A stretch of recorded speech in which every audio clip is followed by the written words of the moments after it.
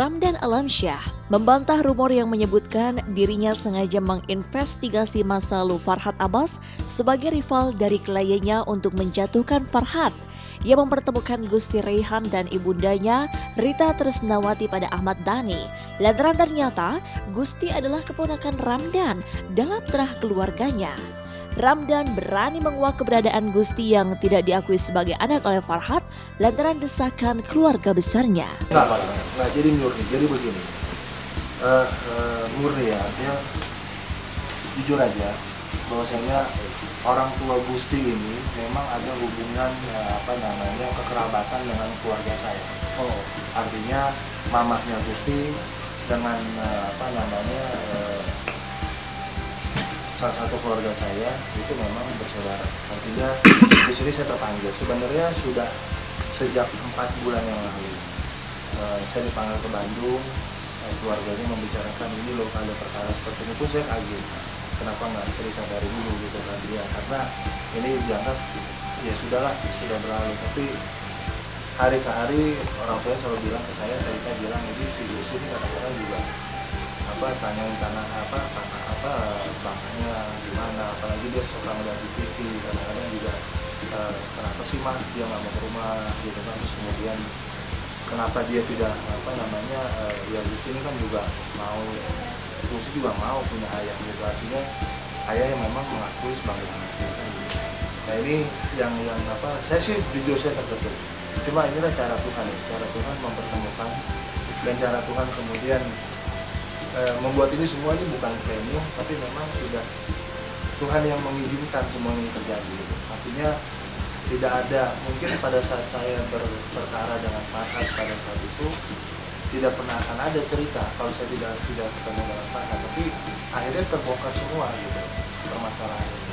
Kepada Ramdan, Gusti rupanya sering mengirimkan pesan yang berisi pertanyaan mengenai keberadaan Farhad, ayah kandungnya.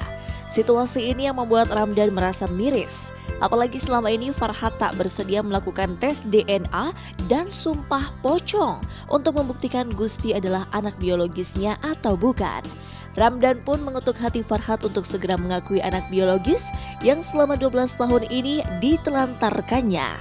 Ini kan kembali daripada keinginan pihak keluarga yang nanti aja gitu. Kemudian dia beberapa hari yang lalu Taita sendiri yang telepon ke saya, kemudian supaya bisa yuk ketemukanlah ini si Gusti dan orang tuanya tanya kira-kira bagaimana, karena bagaimanapun tidak mungkin seorang Gusti bisa tumbuh dewasa tanpa kasih sayang seorang bapak ya, kecuali bapaknya udah meninggal atau bapaknya nggak ada, memang benar-benar menghilang. Tapi ini kan di setiap waktu dia bisa ngeliat gitu. Kadang-kadang juga Gusti dengan saya mention di Twitter, ngobrol di inbox, tanya gimana, ketemu apa nggak, saya bilang ya apa adanya, saya katakan belum dan sebagainya.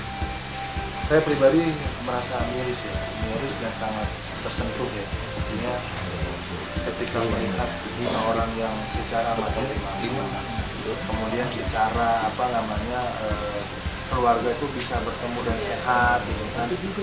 Artinya seorang lelaki itu harus bertanggung jawab terhadap setiap perbuatan, setiap apa yang dilakukan itu memang harus ada pertanggung jawabannya.